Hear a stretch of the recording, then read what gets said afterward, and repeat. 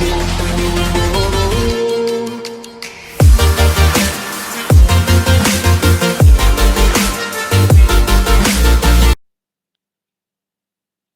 friends, welcome to Edu Hotspot. Today we start class 10th geography and first we do chapter 7 that's name is the lifelines of national economy.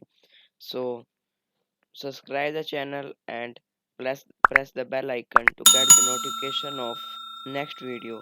Like video and share more videos. So without wasting time we start this chapter.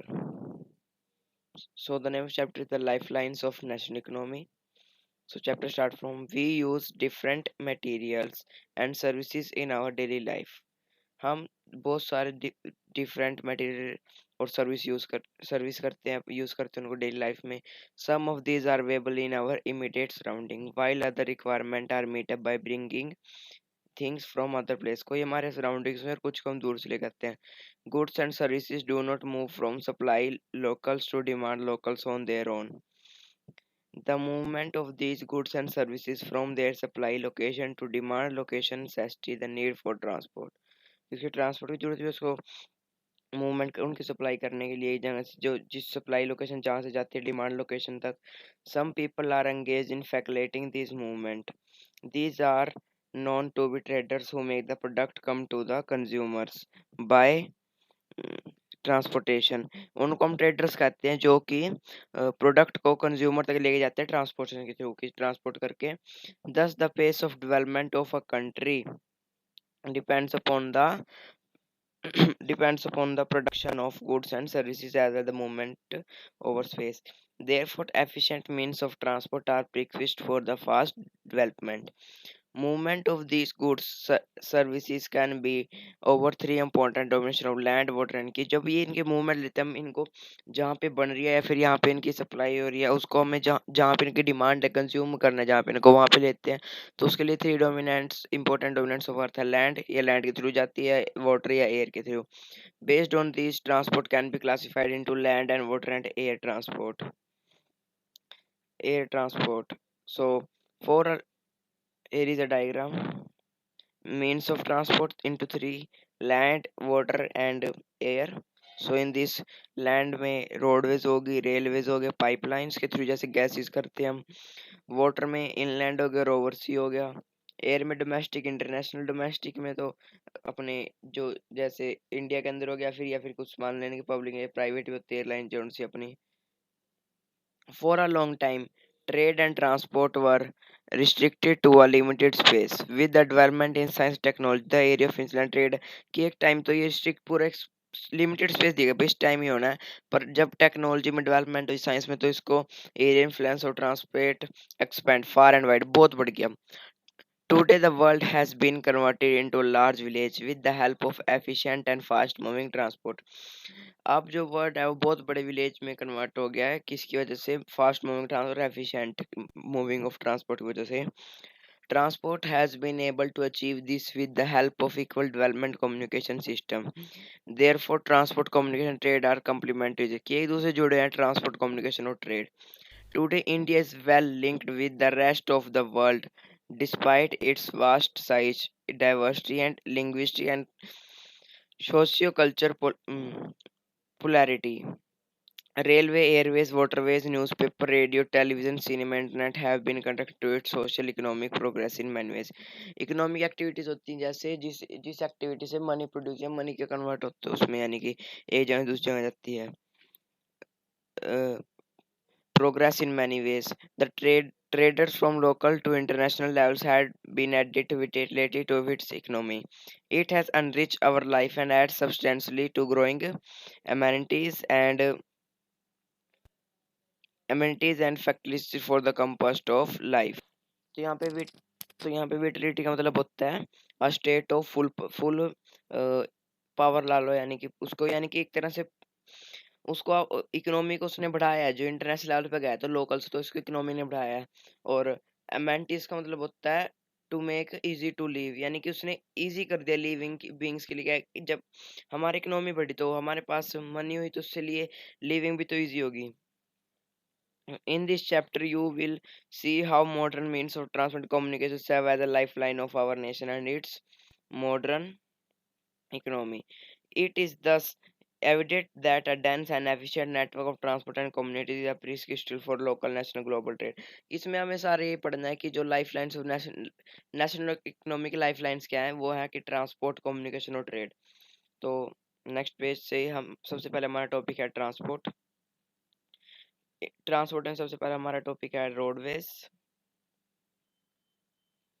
India has one of the largest road network in world, aggregating to about 2.3 million kilometre at present. ये 1 marks question है, आप कि वो पूछ सकते हैं कि India में कितने वो रोड नेटवर्क की यानी कि लेंथ कितनी है पूरे इंडिया की। तो हमारा आंसर है 2.3 million kilometre. In India, roadways have preceded railways. They still have an edge over railways in view of easiest they can build and maintain. कि ये रेलवे से ऊपर है क्योंकि रेलवेज में मेंटेनेंस बहुत ज़्यादा है और रोडवेज की इतनी है नहीं। The growing importance of road transport vis-a-vis railways is rooted in the flowing reason. Construction cost of roadways much lower than railway. जो कंस्ट्रक्शन कॉस्ट है रोडवेज की वो रेलवे से बहुत कम है। और roadways can transport more and more district of, एक तरह से है कि हम इसमें ऑन द हाउस डिलीवरी कर सकते हैं कि उसमें ऑन द हाउस नहीं होती। Roads can negate higher gradients of slopes as such as transfer mountain such as Himalayas. Road transport is economic in transportation for few point relative smaller than goods for कि short distance के लिए road use किया जाता है। It also provide door to door service, जो मैं आपको पहले कहा डोर टू डोर सर्विस होती है जिसमें लोडिंग और अनलोडिंग बहुत कम होती है। Road transport is also used for as feeder feeder to other modes of transport such as they provide a link between railway station and air and sea। अगर जैसे आप किसी विलेज में रहते हो वहां पे रेलवे का नहीं है तो आप, अगर आपको रेलवे स्टेशन तो आप रोड के थ्रू ही तो जाते हो, तो वो रोड ही बीच में लिंक देते हैं उनके बीच में। In India roads are classified in flowing 6 classes. Roads को इंडिया में 6 क्लासेस में क्लासिफाइड किया गया है according to their capacity. Look at the map of national highway and find out other seen role in by this road. So ये एक image है Ahmedabad Vadodara express की, ये गुजरात में है। और जो कि शाहसूरी मार्ग इज कॉल्ड नेशनल हाईवे, जो हम NH1 कहते हैं वो कि जो कि दिल्ली और अमृतसर के बीच में, उसका नाम ये है। ये भी 1 मार्क्स क्वेश्चन है, बहुत इंपॉर्टेंट, आप इसको नोट कर सकते हो।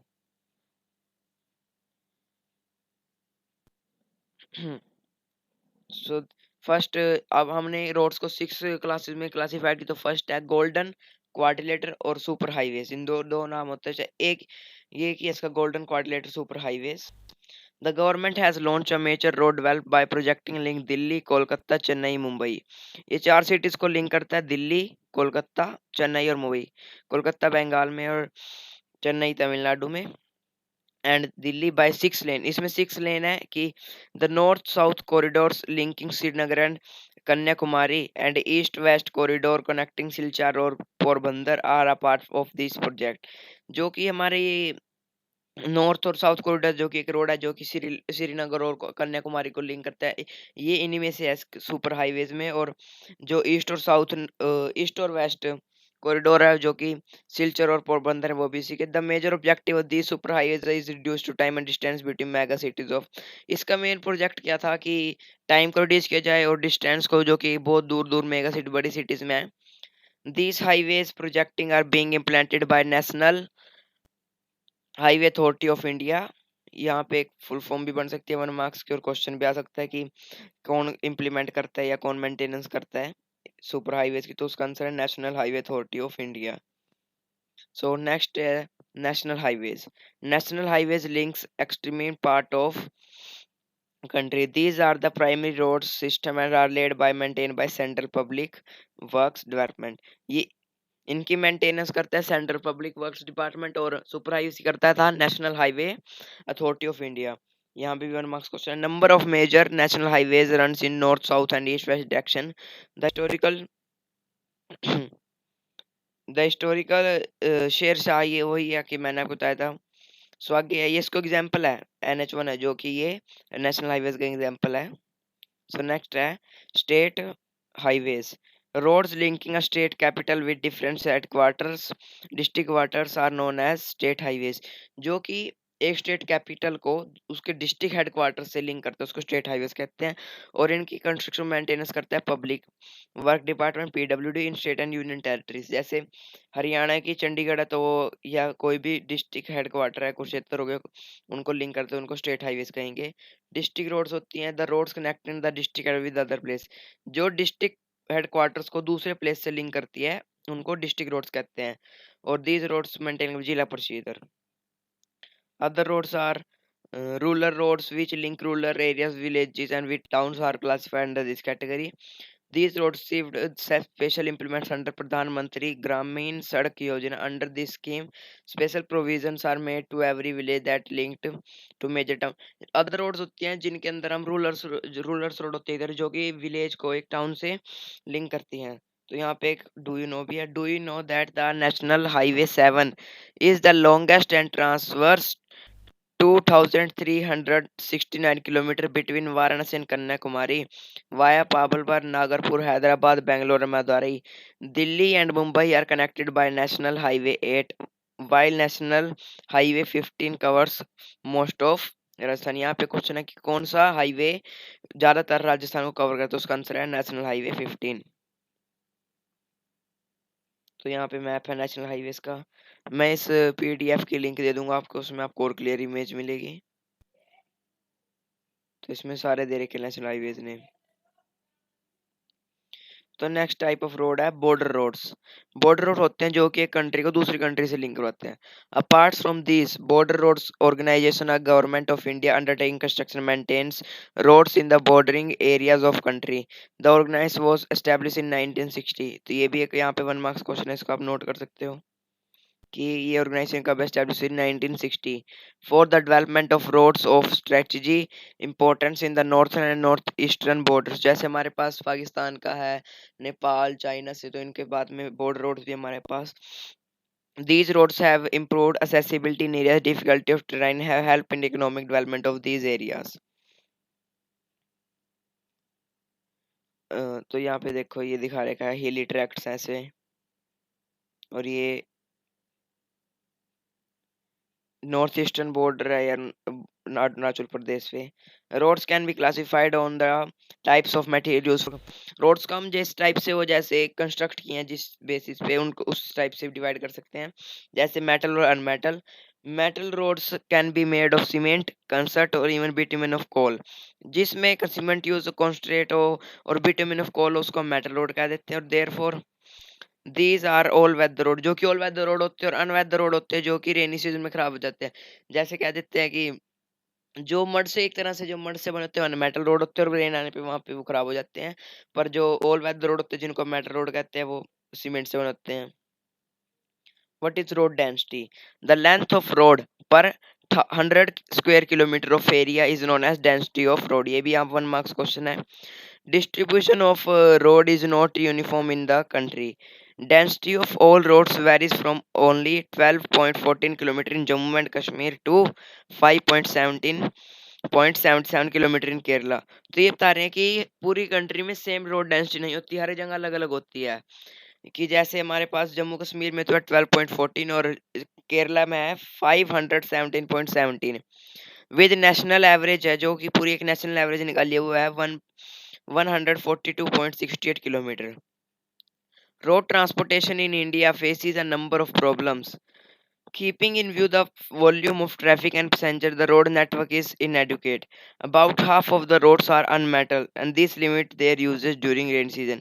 कि जो हाफ रोड्स हैं वो ज़्यादातर अनमेटल हैं, कि वो मड से बने हैं, इसलिए वहाँ पे रेन सीजन में उनका यूज नहीं हो पाता। The national highway are adequate to more over the roads are highly congested in city and most of bridge culverts are old and narrow। However, in recent year, fast development of roads network has taken place in different parts of country। तो अब आगे हम railway के बारे में पढ़ेंगे। Railways are the principal mode of transportation for freight and passenger in India। Railways also make it possible to conduct multifarious activities like business, sightseeing, pilgrimaging along with transportation of goods over longer distance। अगर हमें long distance तो हम railways का use करते हैं, और ज़्यादा हमें वो लेना हो जो जैसे हमें ज़्यादा ट्रांसपोर्टेशन करनी हो, ज़्यादा दूर तक करनी हो। Apart from an important means of transport, Indian railways have been a great integrating force of more than one 150 years. Railways in India bind the economic life of country as well as accelerated the development of industry and agriculture. इन्होंने railways and agriculture industries को भी बढ़ाया है, but the Indian Railway has a network of 7,133 stations spread over route of length 64,460 km with a fleet of 9,213 locomotives, uh, 53,220 passenger service vehicles, 6,493 other coach vehicles, and 2,29,381 wagons as on the March of 2011। तो ये बहुत important है, इसको पूरी अच्छी तरह याद कर लेना। और ये अभी मार्च 2011 की, तो अभी तो पता नहीं कितनी हो रही होंगी। The Indian Railways is the largest public sector undertaking in the country. The first train streamed off from Mumbai to Thane in 1853 covering distance of 34। तो ये पहली ट्रेन चली थी जो कि मुंबई से थाने चली, जब कब 1853 में, जो कि और इसने एक 34 डिस्टेंस किया था, 34 किलोमीटर का डिस्टेंस, और जो कि ब्रिटिश ने चलाई थी। तो यहाँ पे दिन रेलवेज फिर मल्टीपल ऑपरेशन एक्सटेंड ये लिख रहा है। यहाँ पे लिख रहे गोज की ब्रॉड ग्रोच होता है, जिसमें 1.676 होती है मीटर उसकी रनिंग ट्रैक। ये सारा देर का टोटल कितना है इंडिया का सारा railway year book. The Indian railway is now recognised into 16 zones. The distribution pattern of the railway network in the country has been largely influenced by physiography, economic, and administrative factors.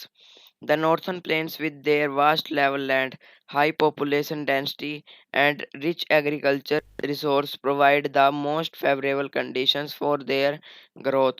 However, a large number of rivers requiring a construction of bridge across their wide beds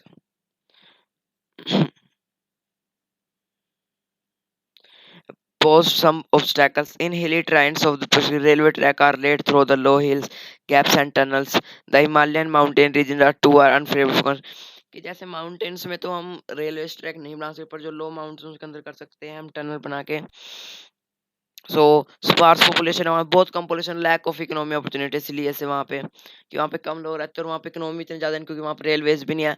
like was it was difficulty to lay lines on the sandy plain, sandy place में, क्योंकि western Rajasthan में spam, बहुत गुजरात में भी नहीं है, इसलिए तो वहाँ पे भी है। मध्य प्रदेश में, Chhattisgarh, Orissa, Jharkhand, the contiguous stretch of Sahyadri could be crossed only through gaps and ghats.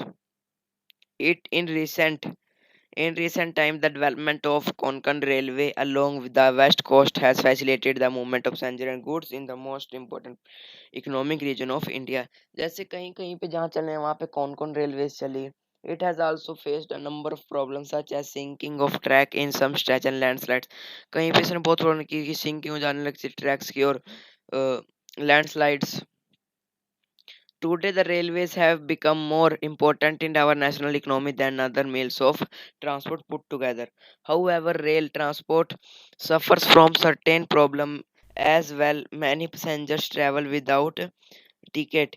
Theft and damaging of railway property has not yet stopped completely. People stop the training, pull the chain unnecessary, and this cause a heavy damage to railway। कि लोग बिन बहुत इसलिए इतनी आगे नहीं है railway problem, क्योंकि लोग बिना टिकट जाते हैं, चोरी होती है, उसमें डैमेजिंग करते हैं रेलवे प्रॉपर्टी को, और बिना बात से चेन को पुल कर देते हैं रोकने के लिए उसको, इसकी जरूरत नहीं होती। Think over it, how can we help our railway in running as per the schedule time? सो यहाँ तक ये था। इसमें इंपॉर्टेंट क्वेश्चन यही है कि एडवांटेजेस ऑफ रोड, डिसएडवांटेज, हर एक चीज की, जितनी रेलवे एयरवेज ट्रांसपोर्ट, सबके एडवांटेजेस और डिसएडवांटेजेस, ये इसमें ज्यादातर इंपॉर्टेंट क्वेश्चन है इस चैप्टर में। सो आगे है pipelines. Pipeline transport network is a new arrival on the transportation map of India.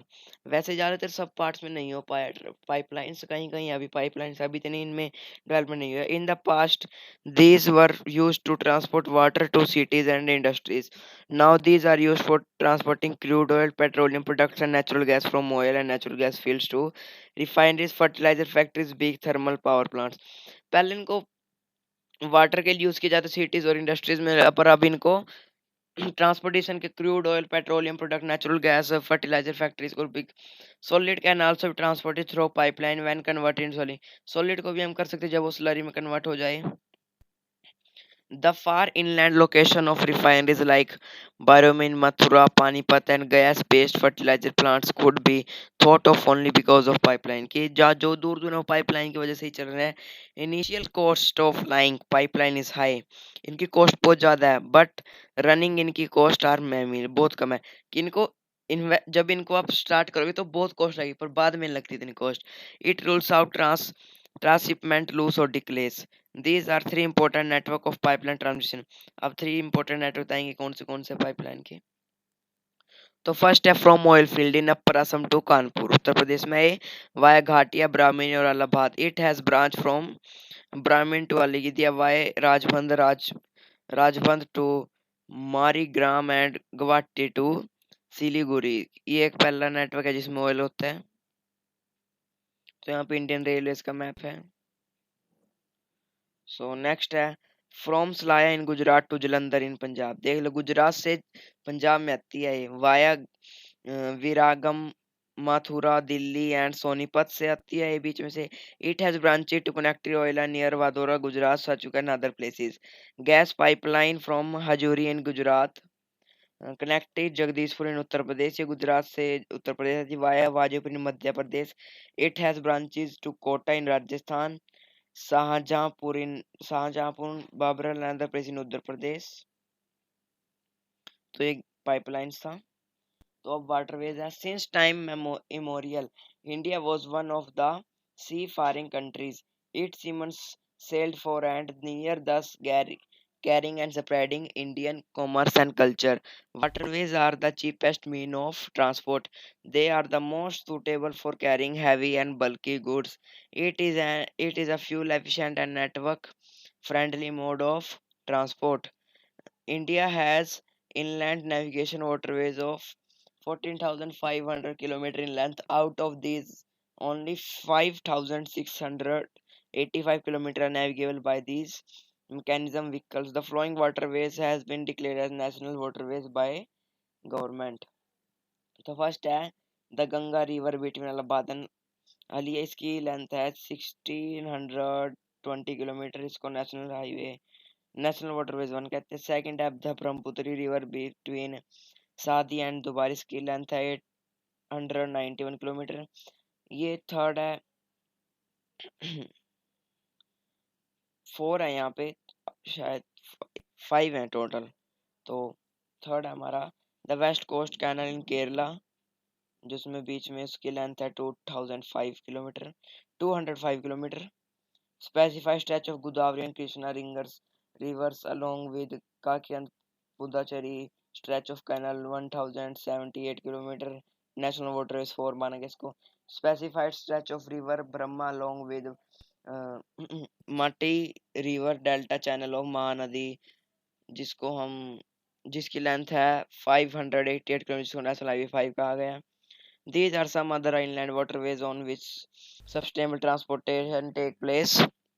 These are Mandwai, Jurai, Kambirjua, Sundarban, Barka, backwaters of Kerala, and tidal stretch of some other rivers. Apart from these, India's trade with foreign countries carried from to along with coast. 90% of countries trade volume, 68% term of value is moved by sea. 90% जो trade है जिसकी volume 68% है वो सी से ही move करता है दूसरी countries में। तो इससे आगे मेजर सी पोर्ट्स हैं। With a long coastlines of 7,516.6 km, India is dotted with 12 major and 187 notified non-majors या जिनको माइनर पोर्ट्स कह देते हैं। These ports are handle 95% of Indian foreign trade. Kandla and Kucha was the first port developed soon after independence to is the volume of trade on the Mumbai port कि Mumbai port पे ज़्यादा वो हो गया था रश इन द वेक और loss of Karachi port to Pakistan. जब कराची का पोर्ट हमारे पास पाकिस्तान पे चला गया था तो उसके बाद कांदला ही पहला वो पोर्ट था जिसको हमने डेवलप किया था इंडिपेंडेंस के बाद ट्रांसपोर्टेशन की वॉल्यूम कम कर लिए मुंबई पोर्ट से। It caters to the continuous handling of export and import of highly productive granules industrial belts stretching across the state of Jammu Kashmir, Himachal, Punjab, Haryana, Rajasthan. Mumbai is the biggest port with a spacious, natural and well-sheltered harbour. The Jawaharlal Nehru port was planned with a view of decongest the Mumbai port and serve as the hub port for this region. मार Goa port जो कि गोवा में है